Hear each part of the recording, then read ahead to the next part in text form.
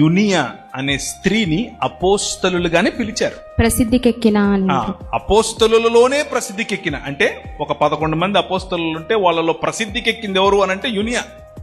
So అపోస్తలులుగా స్త్రీలు కూడా ఉన్నారు అనే విషయాన్ని ముందు జ్ఞాపకం చేసుకోండి. ఇకపోతే క్రీస్తుతో పాటు ఉన్నటువంటి 12 మంది అపోస్తలుల గురించి ఒకవేళ మీరు మాట్లాడుతూ ఉంటే వారు మాత్రమే అని అనుకుంటే వారికి మాత్రమే వాక్య పరిచర్య చేయమని చెప్పలేదు. ప్రతి ఒక్కరూ అపోస్తలుల ద్వారా వాక్యం మీద మనము వాక్య పరిచర్య చేయాల్సిందే.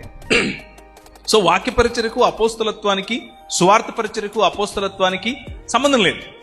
అపోస్తలుడు అంటే పంపబడినవాడు అని అర్థం.